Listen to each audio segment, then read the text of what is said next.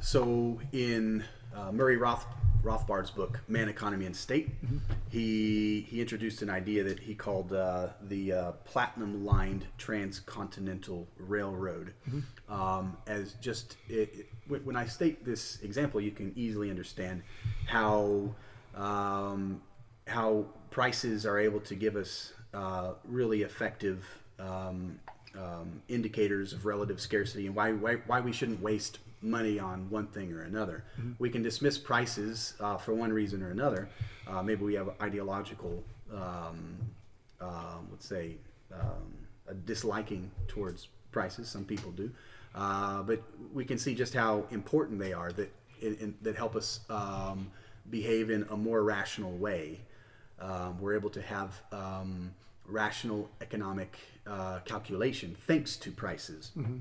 And that's the example that Murray Rothbard gave. Again, the platinum line transcontinental subway was why is it that we can know that we shouldn't use platinum for a subway going across a continent? It very much could well be that platinum is a superior metal than steel. I'm no metallurgist, but if I'm not mistaken, it is one. But we can know at once. We can know ahead of time that we just shouldn't bother with this endeavor. And how are we able to know this? It's through financial considerations, right?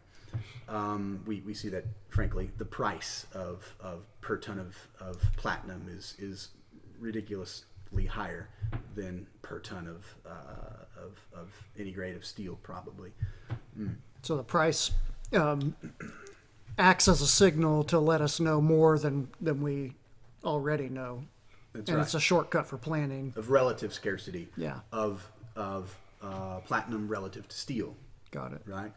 And we're able to know this not just by the price themselves, but the price has to come about. You need the private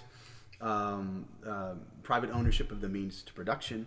You need market for those means, and then you need prices for those means. And it's only through those prices that you get this wonderful indicator of relative scarcity. So, sorry, that was kind of a little bit of a detour. But when we communicated by text message, we covered one thing where I was discussing competition, and I discussed the miracle of aggregation. Yeah. This is from James Surowiecki's book, The Wisdom of Crowds. I think that's what he calls it. If I'm not mistaken, most people tend to call this phenomenon the miracle of aggregation. It kind of works similar to kind of a coin flip. You know how we know in statistics, if we drop a coin a bunch of times, you're going to get on average about 50%. Especially if you do it lots of times, you're going to get pretty close to 50% heads, 50% tails, right? Kind of like in the way that works under the right conditions. There's actually a great deal of wisdom in crowds and in competing ideas, right? So Surowiecki's book gives some different examples of this. One of them is the first one he gives in the book. I think it is in the 1800s. There was a competition that they had. I think at a fair, poultry fair or something, where they had the crowd guess the weight of an ox after it was dressed and something, right? But just an ox sitting there, and they had, I think it was around 800 participants, just average Joes and Marys, right? Guessing on the weight of the ox. None of them were particularly expert on this, as even if there were some experts, not many of them. At the end of this, it was just there was a winner, and congratulations, this was the person that guessed closer to the actual weight of the ox.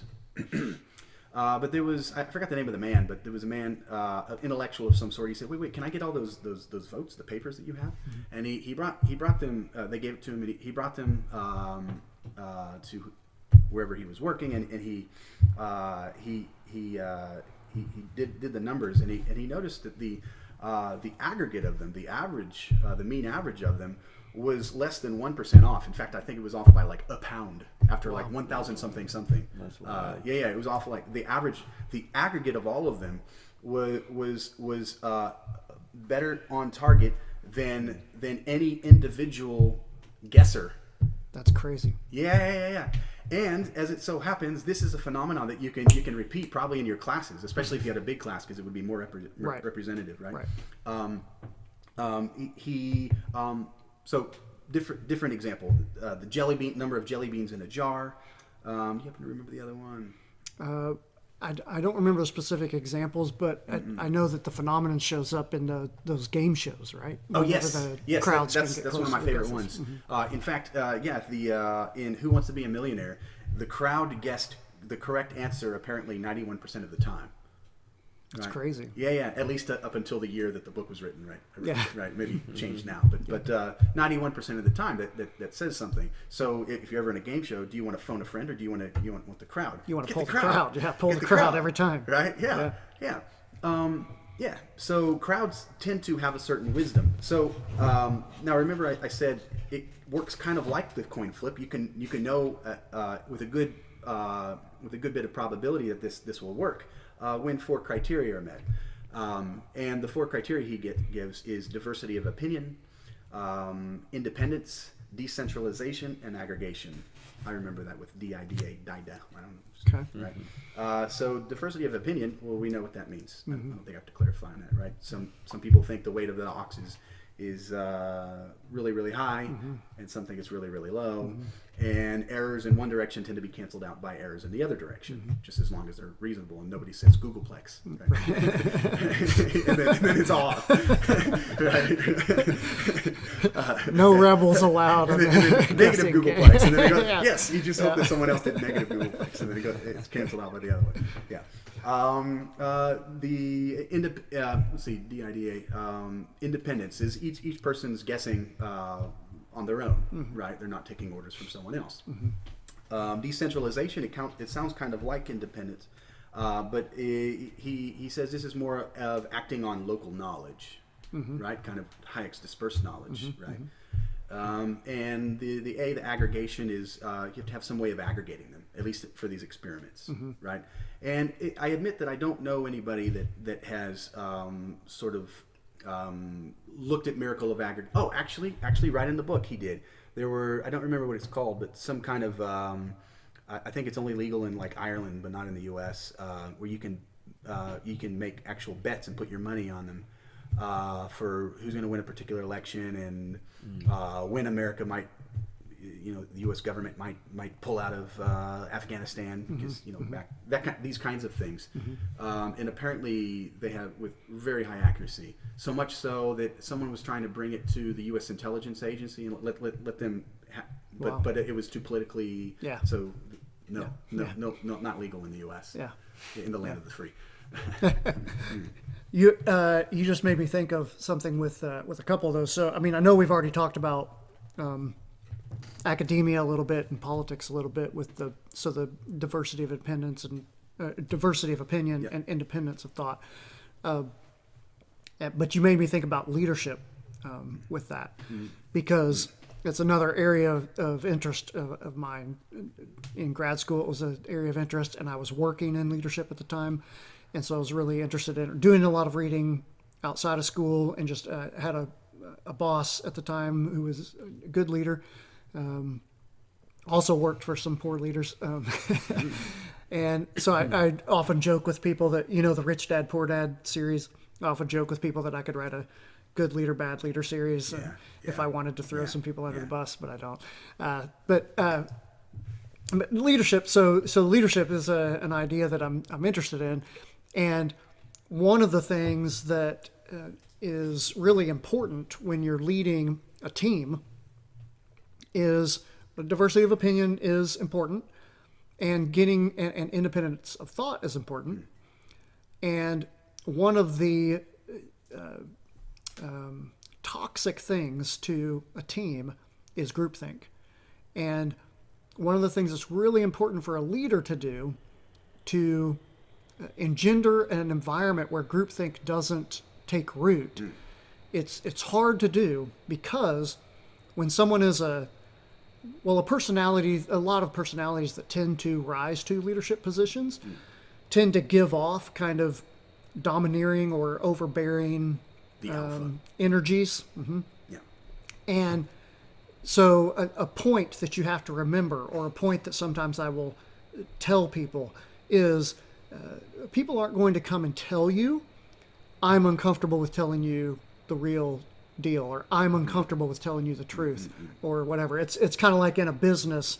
Your customers aren't going to come tell you, hey, I don't really like the vibe here. They're just not going to come back. They're just going to go to your competitor. They're just going to go to your competitor. That's it. Yeah. They're not going to come tell you what's Sorry, broken with your... I'm divorcing you. That's right. I'm going to buy the competing brand on the shelf from now Absolutely. on. They're never going to come tell you what they don't like about you. They're just not going to come back. And it's the same with leaders. If you don't make the communication channels such that a diversity of opinion is welcome and encouraged and nurtured, you don't make it such that independence of thought occurs so that you can take in that good information and try to act on it. That is a hard job to do because people are not going to come tell you that you don't encourage that. They're not going to let you know. Honesty from people. It's very hard to do because they have their own interest in mind. They have their own interest in tell mind. You Absolutely. The truth, perhaps. Absolutely. And if you don't and have if you the truth, make it to then where you they're can't worried make you're the going to aggregate. That's right. That's right. If you make it such that everyone responds to, and Emile used one of my favorite phrases, all my students will tell you that I hammer on this, or at least they better tell you that I hammer on this, is incentive structures. I hammer on that throughout the semester. And I always give everyone a hard time if they take me 2 semesters in a row. What is incentive structures? What does that mean? Everyone responds to their incentive structures. We all respond to incentive structures. Right. And so whenever you look at policies, or whenever you're talking about policies or theories or how they get implemented in the real world, you always have to consider incentive That's like structures. the caveat you always have to add, because for secondary and tertiary effects, you always have to think about how is this going to be. That goes back to like your paper, right? Human behavior, sort of. Like you can't take human behavior out of the equation. For sure. Absolutely. Yeah. So that made me think of the leadership environment that you're going to be lacking in good information because of that. Like you said, if you set it up such that the incentive structures of those around you are to guard information from you, you probably won't even know that. And history is full of examples of leaders who were sure that they were acting on good information. And there was people 1 level down and 2 levels down who would never run information up the chain because of the repercussions of giving them the information. Bad news. Yeah, what's the first thing presidents do when they the left or the right, doesn't matter, no matter which party. What's the first thing that heads of state do is they bring in their cabinet. They bring in their cabinet and they let people go that think ideologically differently. That's right. Right. I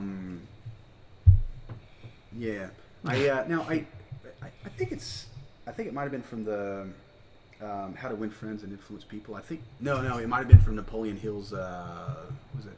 Is that Think and Grow Rich? Yeah, it might have been from that. I don't know to the extent that this is true. I haven't fact checked this or whatever. But apparently Lincoln was someone that would keep people around on purpose who disagreed with him. Yeah. Knowing. Yeah. Yeah. Another big one that I used to make use of, and I stole this from some leadership book that I read, but it might have been Laws of Power. I can't remember. But very, very useful to me. And that was always have a connection in the grapevine, because the grapevine is going to give you good information, that unadulterated message. And a lot of times people will write off the grapevine as just gossip and just bullshit that people are saying because they're pissed off or whatever.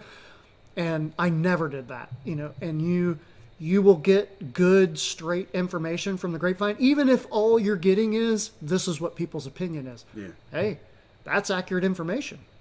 That's undoctored communication. Yeah. And if that's the way people are receiving whatever, your policy change, your rule that you just put out, whatever, then that's the way they're receiving it. And if you are at the top or close to the top, then you're responsible for that. And so that kind of goes back to some of the things that we were Isn't saying. the impetus of that maybe the court jester? You know, because they're. I mean, as far as I know, you know, maybe it seems like a dangerous job. Yeah, but to you're make jokes in front of the king. You're the king doesn't allowed, like your joke. right? Maybe, but from a lot of like the idea of what they were that they were supposed to provide is that contrarian. Like, look, you're the king, but we're still gonna make fun of you sometimes. You know, because everybody knows inherently somehow, because that's, I guess, why those court jesters exist.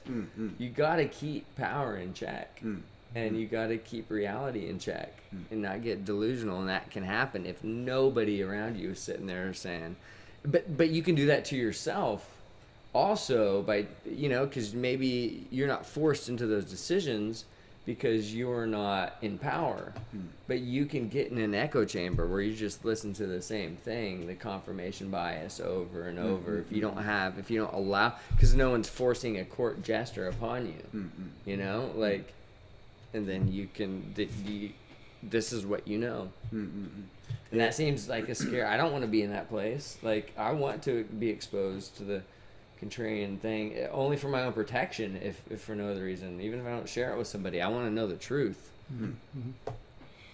Yeah, For sure. that could even be an indicator. You know, comedy could even be an indicator of where a society is at with that. You know, how comfortable a Often you society get is hard truths with- through comedy. Yeah, yeah. You know, Because it's that's why- uncomfortable to say it just directly, something that we know is a problem, or that some of us don't like, or whatever. And to air it out seems to like breathe a little bit, like an exhale of sorts. And then that goes back to the stifling of ideas on any level. It's like, I have a great confidence in my neighbors, and at least I don't know the whole world, but I know the people around me. And if there's some crazy idea coming out there, I'd love them to put it out there, because I feel, if nothing else, I'm gonna know whose house to stay away from. You know, like, why is that? How is it valuable to not allow that information out? Like, are you afraid it's gonna take over the world? This brings me back to free speech. Among the many reasons why I want free speech, is I want to know who has let's say, dangerous ideas. Yeah. Right. I was having drinks with a former professor of mine, a Jewish American guy, and it's relevant here. He said he's actually more pro free speech than I am. I say, you know, one decent limit to free speech is if you direct incitement to violence. Well, that's good. You can't do that, right? But according to him, he said he doesn't want any limitation of free speech. And he said he was with someone in Arkansas, and they were walking, and he said they saw a swastika flag as an expression of speech, or expression at least. Right? And he said I think he said his friend said, "Oh, that should be illegal." He said, "No, I want to know. I want to know who the bigots are. Where I that want to guy know. is. I want to know. Sure. I want to know. Absolutely. I want them to be able to exercise it, so I can say, watch out for that guy." Yeah. Right? It's important. Yeah. And the followers that could be going to that guy may be dissuaded if they're on a public platform, or they also get to see a counter idea. And that's going to influence a lot of people. I mean, I believe that, but then that goes back to, you know, how do you believe? Are you right? Is how you feel about things how all of humans should be, and who makes that decision? I mean, it's a difficult. And I guess, you know, I mean, if you put but swastika on your coffee cups, see how many people want to carry those around town. I doubt that's going to sell very well. That's kind of the thing. I don't think anybody's going to. It fleshes itself out to a degree. If the society that you live in is something that you trust as like a generally good thing. Yeah. If it turns into 75% a terrible thing, then maybe, but you're not going to be in power anyway, so it doesn't matter. You're going to give the people in power more momentum in that direction. Yeah, I just don't see an argument that works. That's a good that point works there. Certainly, once that. you go after people that are literally just talking, what are you going to do? Go squash them, and then suddenly you look like the authoritarian, right? Yeah. They're going to use that and say, Yeah. right? Well, we have a better idea. You'll shift the idea off of their craziness onto the fact that you're authoritarian. Instead of, and then people will get, because I feel like we've seen this, and I don't have a perfect example like on the top of my head, where that's what happens. People get lined up behind somebody because of the excessive force of the government or something, where that would never, they wouldn't have that power behind them, like trying to help them out if they just were like, oh yeah, we're like air out their craziness by letting them just show their true colors. And I feel like that's going to be another thing is that some people have let's say not only crazy ideas, let's conspiratorial, but even bigoted. Some people hold these views, but they actually hold them lightly. You know what I mean? So some people, not all of them, but some people, and maybe not all of them right now, but maybe later, right? Some people are open to reason. They're, right? Like I might think the world is flat. Right? Actually, there's a Netflix documentary. I don't remember the name of it. It's about the flat earthers. It's kind of funny. Clearly, I've seen that. Cool. Yeah. But I was both jaw dropped and what's wrong with these guys, but also in a small way actually kind of encouraged, because they were out there doing experiments trying to prove that the world is flat, and I was like, I don't know if that's a good experiment or not, but I actually this is it's a pursuit of let's say the scientific method. You know what? We're gonna find the truth on our own. Yeah. They were out trying to prove it. Just like getting an I would suggest getting in an airplane, but now I will say I was also disappointed as soon as I saw their little experiments, because as soon as their own experiments falsified. They just explained it away instead of thinking. They just explained instruments it are away. messed It's like up. your own experiment falsified it. So but what you're saying is there's the possibility there of convincing themselves away from that errant view. Yeah, For sure. and if you can't let them, if we can't recognize who has a terrible idea of any flavor. A terrible idea, you can't know that, maybe I can try to correct that person. Like, how would you know to go correct their thought? Maybe they're just secretly telling other people, and you want to be able to smash them. Right. And maybe you won't know that you need to create a Snopes-like website, right, unless you know there's a bunch of bad ideas that you can squash. Right. Yeah. I mean, to be honest, I didn't know. I don't know the exact year that I became aware of Holocaust deniers, but it was strange to me that there even needed to be facts gathered and anti-Holocaust denier activity being done. But maybe, just to use an example, to show kind of what you're talking about, like if you don't know that this problem exists, maybe you kind of drop the ball on retaining some of the other things that need to be retained, or being as ardent in your messages with other things, because you're like, this needs to not be forgotten, or we need to make sure this is known, or that we're aware of these things, or that we learn these things, because this segment exists, or this ideology has run amok, or whatever. But you're not going to be as aware of it if you are busy trying to squash things, I guess. Plus, as we've already kind of touched on, I just think you always have to be careful with where, and I talk about this periodically whenever I talk about secondary and tertiary effects, always, of that you, as soon as you put power in somebody's hands, you always have to think about that, that you're doing just that. You're putting power in somebody's hands, right? Yeah. And that doesn't tend to get less with time. That tends to That's right. It tends to perpetuate itself and grow with time. Yeah. Right? Anybody remember when the TSA didn't exist?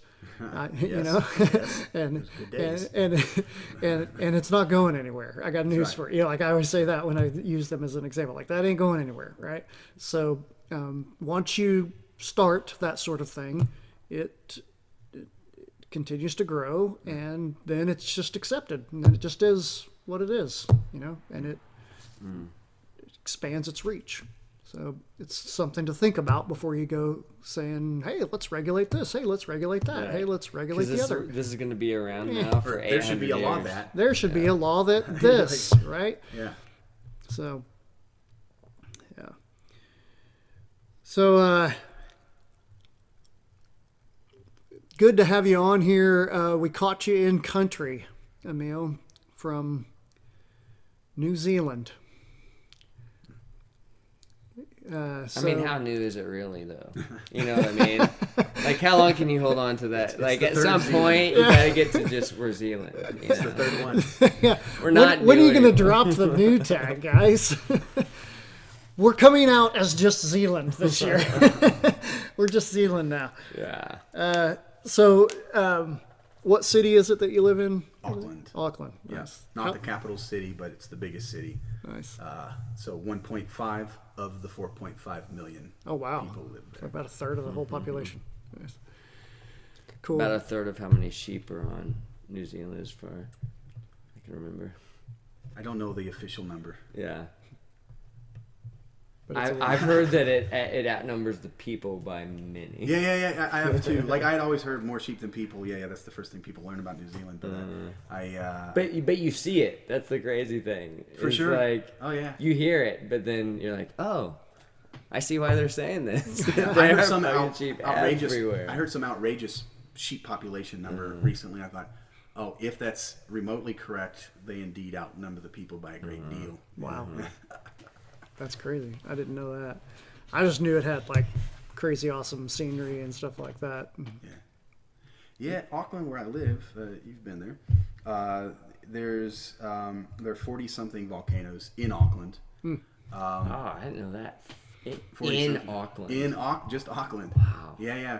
And I don't know, maybe 8 or 9 or 10 of them. Like I know where they are, and I go to them sometimes. And when I say sometimes, I mean like at least every other week I climb a volcano just for fun. Dang. And that's kind of when we're like, what are we gonna do this weekend? I'm like, which volcano are we gonna climb? And a few of them are volcanic islands, very exotic ones. And I can take a train stop, two train stops, and then I'm at the ferry terminal, and then I can go to these exotic islands in 20 minutes from the ferry terminal, and then I spend a day backpacking and listen to my audiobooks if I'm alone, or with my family if I'm not alone. Or if your family's being annoying. I mean, that never happens. I'm sure that never happens. to Never you. has. So are there like trails up the volcanoes, or you just Yeah, climb? or- mostly, yeah. And some of them are, or at least one of them called Tiri Tiri Matangi, is a bird sanctuary. It's not a volcanic island, I don't think, but it's just an exotic bird sanctuary. So you hear some of the most exotic birds, and huge cliff drop off, and then the ocean. What's the national like I saw when we went there? I saw the bird that's on the flag. I think. Yeah, right? the kiwi bird. Yeah. What do you know? I don't. That's as far as I can go. Well, I know with this that about story. it. For some reason, well, actually, I can see why the Americans did this. Our national bird is one of the most fierce, strongest, beastly birds on the planet. Really? Well, they eat bald eagles, like, right? At least that's the image I see. Yeah. No, bald eagle's pretty badass. And for some reason, They don't all carry arrows though. That's who doesn't carry arrows? not all bald eagles. The one on our quarter. Oh yeah, that's They're a little more scary. yeah. But I keep sort of Yeah. joking with my Kiwi colleagues and friends, like, why did you name Not you named the people after the wimpiest bird on the planet. Yeah. This kiwi. They have to. I'm glad you said that because I heard something like that when we were there, but I didn't want to air that out. I mean, it's cute, but Yeah, you know, like if it's your like dog it's brought like it home, you'd be a like, weird "Yeah." little penguin, right? Almost. Yeah, I mean, I saw them. Yeah, I love penguins. I mean, they have no, penguins in New they're Zealand. great. I love them, but I'm just like, Yeah. why? Yeah. Are you gonna put that on your flag? I sort of It's play. cool. I sort of play on the I don't American get it. stereotype. So I've been to a Kiwi museum, Kiwi Bird Museum, of course, and I let the lady that runs the museum think that I had previously gone hunting and had killed a kiwi bird, and I didn't know why they were keeping this particular one locked up in a cage behind a, and she thought that I indeed had killed their national bird. She probably didn't take too kindly to that. No, and I just what? Is that a problem here? Yeah. Yeah. So how long was it that you were in New Zealand, Eric? Almost 2 months. Dang. So it was like a segue between my family moving from California back to Arkansas where we grew up, and Amber's cousin she's married to a chaplain on an Air Force base in Auckland. Okay. Yeah, they named their business from a thing in New Zealand. Yeah, actually, we did the Ravington. So where we're sitting here, the building, the way we got the name is we were on. It was in, I believe it was still on the North Island. We took a camper van and went all over. So I'm not sure. I don't remember exactly. But I'm pretty sure it's in the southern part of the Northern Island. Okay. Did you go to the Southern Island or just? Yeah, we went to the south. We went all the way. Like one of my favorite spots was Queenstown. Yeah, that's a great place. That was super fun and unexpected. The mountains there, they're so. Oh, I know, they're sharp insane. and super tall. Yeah, they are. Yeah, seen it. There's a reason why they film Lord of the Rings there. Oh yeah. Yeah, that's what I've always heard about it. Is the It's easy to get distracted by New Zealand. Like there's like, it's.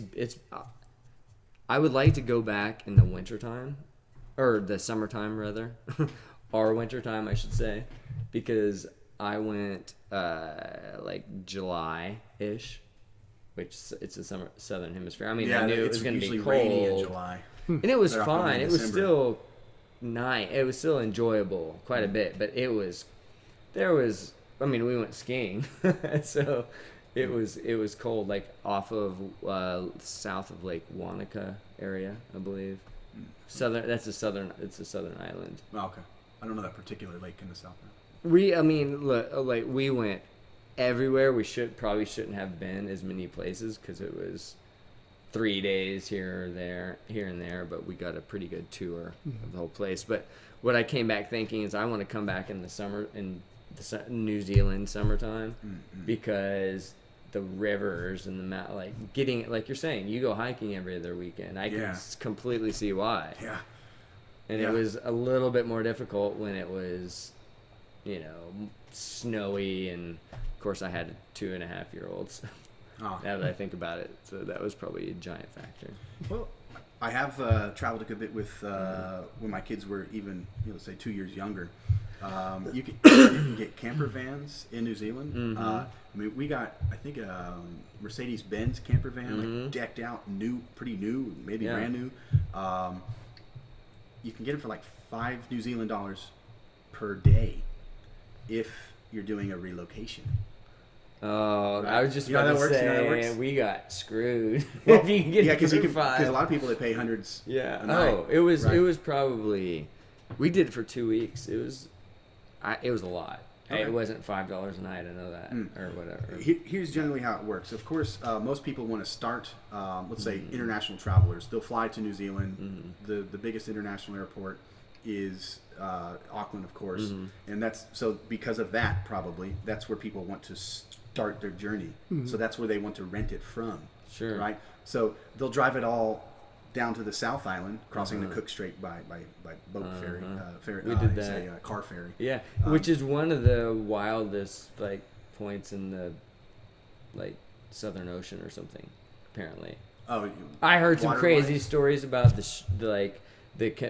we were on a giant ferry, that Yeah, I know. took cars It's huge. and whatever. I know. I've been on And it. I was, Lulu, my daughter and I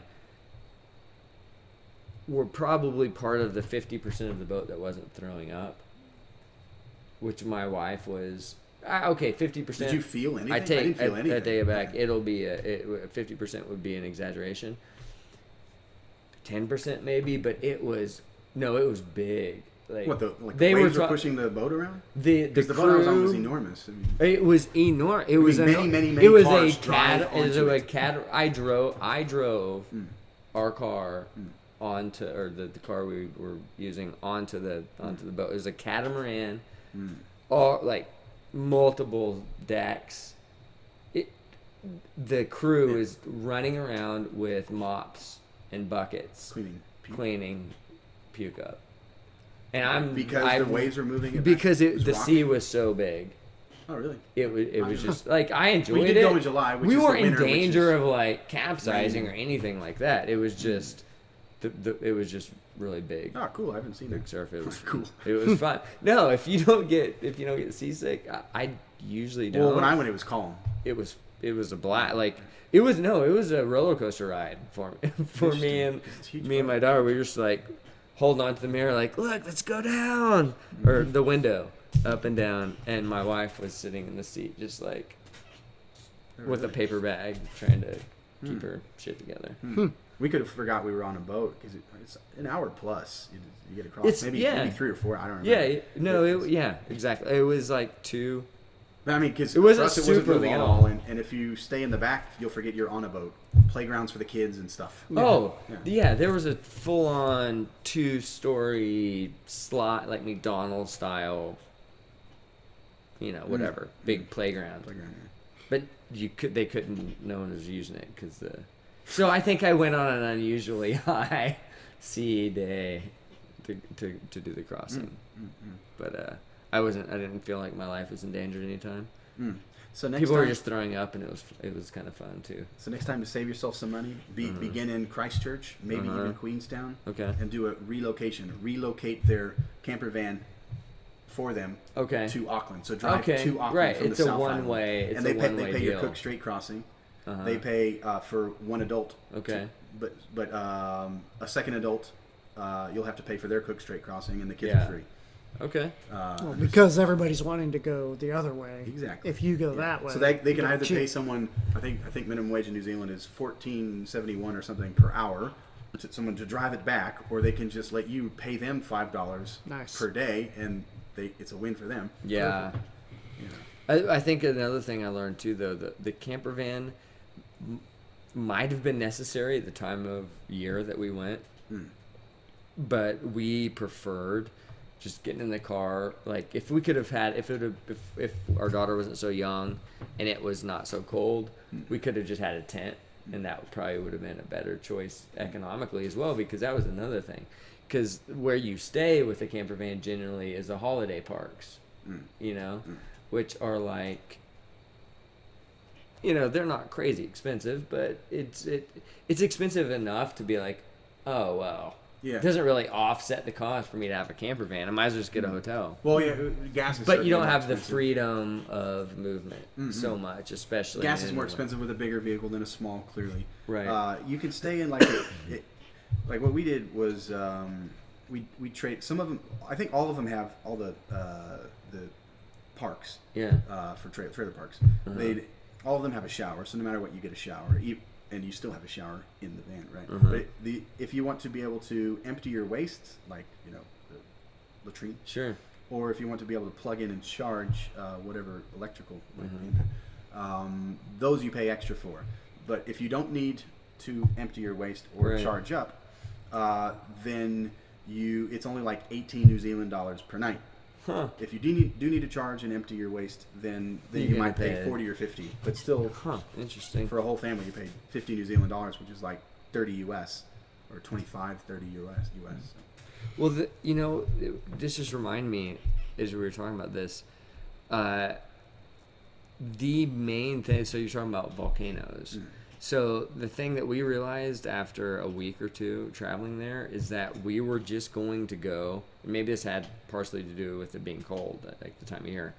from hot spring to hot spring with where we were staying. So, I mean, like muddy hot springs. a lot of the holiday parks that you could, pay to park your camper van in Have a mud bath. were based around, like, do you know Rotorua? Rotorua, yeah. Rotorua? Yeah. So It stinks. it stinks like sulfur, like crazy. But I still have one of the best memories there. So apart from the camper van holiday park, which had some kind of hot springs thing, you could go a little bit out of town, not very far, and access the hot river. And I forget the name, but everyone called it the hot river. And so you would have these certain springs or whatever that they're popping up that are thermally heated. Mm-hmm. And a bunch of them fed into this river. And it wasn't super unique, but this was the one that was around where I was. The water temperature must have been pushing like high 90s. And it's, well, so depends on how far downstream, I guess, from each source. I don't know the average temperature. All I know is normally when I go there, I mean, I've never gotten in. There's some that Somewhere I was the in ones some that were the ones I go super to. hot. There's so much steam coming out. I'm thinking like high 90s. That's Fahrenheit. yes. I should clarify that. Yeah. When I'm because they're not right. Exactly. When I'm thinking, when I see all that steam, I'm thinking clearly that particular water. I mean, it's bubbling. I'm thinking that would be more than high 90s. Well, for sure. No, and there were a lot of places that were like that I went to anyway that were like that. But there were a couple like hot streams is what they call them. And actually it's all based on the source, because I have one of the craziest travel stories with kids from that period too. So this was around Lake Wanaka. We had went to a hot stream. It was cold, but it was a nice blue skies, summery day, whatever. We're sitting in the water. It's hot tub temperature. That's why I say high 90s. It's not like 103 or 4 is what I think is kind of a little bit bordering too hot for a hot tub, whatever. And it was below that a little bit, but comfortable to be outside in the cold. So we decided to go back the next day because we're in this town for a while. Rotorua? No. Well, this is outside. This particular place was outside of Wanaka, Lake Wanaka, which is in the southern island, I believe, South Island. And so we go back, and it's a rainy, cold day, and we're like, yeah, but it's a hot river. That'll be fun. It'll be perfect, actually. You're thinking sitting in a hot tub in the cold is fun, but it turns out it's like 1.5 kilometers. I mean, maybe, I guess it's a mile, whatever. Anyway, it's around a mile to walk down from the car park, the parking lot, to the source. So we get down there. We're not cold weather prepared necessarily, because we're just running from the car down. We're gonna get into hot water. We all get in. It's my 2.5-year-old daughter, my wife, and I, and the water temperature has dropped. Oh, it got really cold. It was, I would guess, in the 80s or something. Well, basically all the water from the cold, it's a cold day. Water's falling down, hitting the cold, top of the ground, flowing down, and it's cold by the time it hits, and there's so much coming down. The water temperature within 30 seconds, we're like, this is not a good idea. We should probably get back. And my daughter starts kind of getting shivery, and we don't have the appropriate clothes to take care of this. And so we're really quickly trying to make a plan because we realize this is not good. And it's not so much for us. We can be cold, but our daughter is the bigger issue. We have some towels and stuff, but we're all soaking wet. And so we make the decision that my wife is going to grab all of our stuff, because we were going to have a picnic and all, so we just have tons of crap. And I'm just going to take our daughter and run to the car because she's getting cold and we need to take care of that. And so it was the hardest run I've ever done, but she was still getting so cold that about halfway I put her hands in my mouth because warmer hands. Because they were getting so cold that I was just like, Somebody it's gonna help. So I was holding it, and so, and then we don't go much further, and we pass like some joggers that are trying to ask me directions. I look over at them, and my daughter's hands are in my mouth, and they're like, "Where's that?" And they're asking for the place that we just went to. I'm like, "It's too cold," with her hands in my mouth, and they're like weird Americans. Funny. I don't know if they turn around. From America, where are you from? We survived. This is what we do with our kids. It was a funny story the next month. Anyway. So, where was it that you did the jumping off the bridge there in New Zealand? In Queenstown. That's the high. Isn't that the highest bungee jump in the world or something? No, I wish. It looks like it is when you zoom out. It's high. It's 134 meters. Jeez. Wow. So, just 400, remember 1 like kilometer is 400 meters. feet, 400 some feet. Yeah, if you want to divide by 3 and treat it as, treat a meter as a yard and ignore the other 3 inches. Well, that's what I would do. That's my kind of math. Yeah, exactly. Think of a kilometer as a little more than a half a mile, and it's let's see, 130, so 1.3, let's see, 0.13 kilometers. Mm-hmm. Yeah, but anyway, you fall and you fall and you fall. It's I think someone had told me it at least used to be the biggest one in the world. But I did look it up, and when I was there, the highest one I could find in the world was Macau Tower. Huh. So, former Portuguese colony next to Hong Kong. But I thought you might ask, so I Googled this again, and I found that there's actually a new bigger one in Colorado. I don't remember the name. Really? Yeah. So the Macau one, I think, is 300 something meters. Which is quite a big. Yeah, it's a big rubber band right there. Yeah. I've never jumped off, the Macau Tower. I imagine it would, of course, be scary. It's supposed to be. But after you're falling for 100 or 200 feet, you're falling. Yeah, just some more falling. Either way, you're dead. You're dead either way if they do it wrong. Right. Let me say this. This is great learning for me. All right.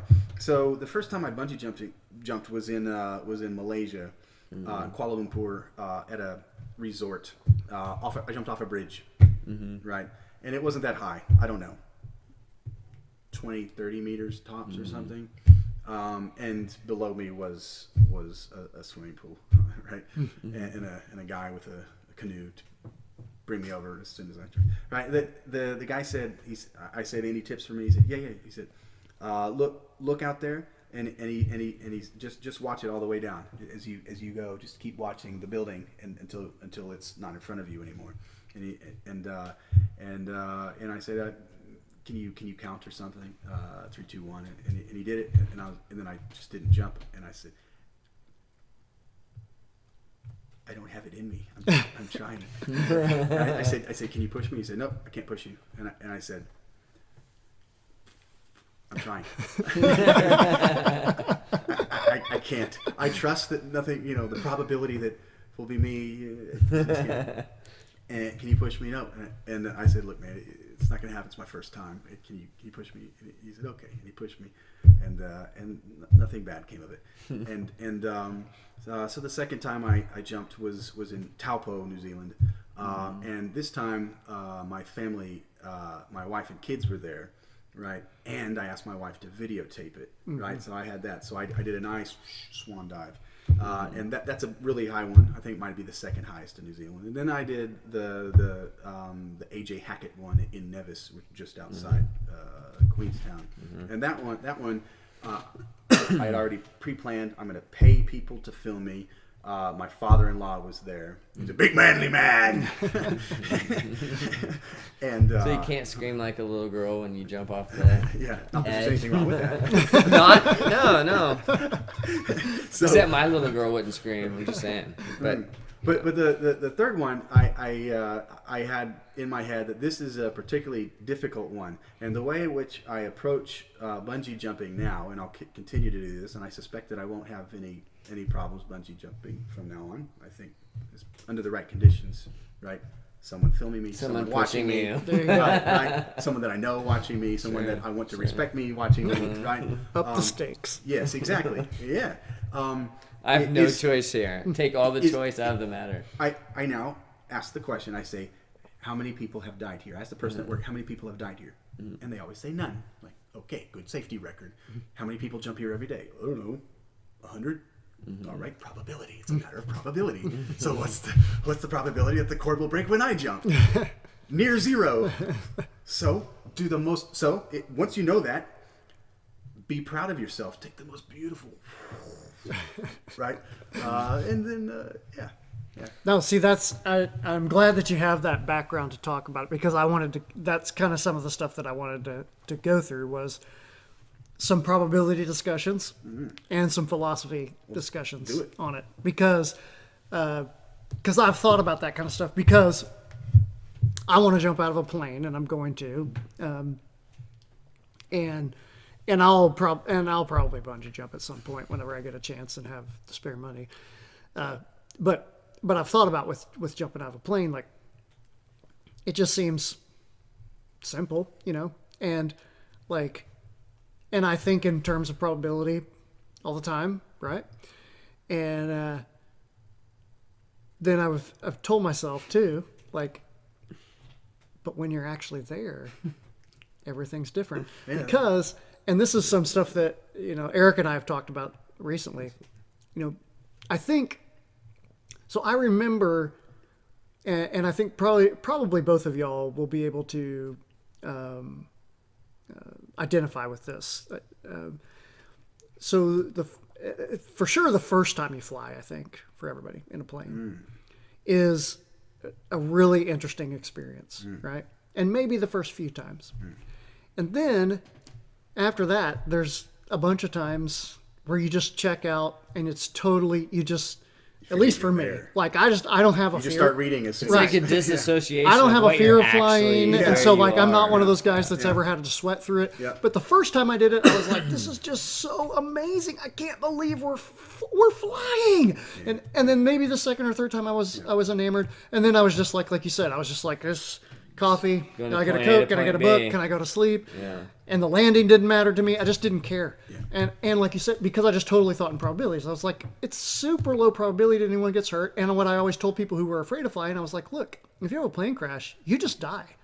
It's not like cars. Like, first off, it's super low probability. Yes. So don't be afraid. Yes. Second off, if somehow you have a crash, you probably just immediately die. It's not even like a car wreck where you die an agonizing death.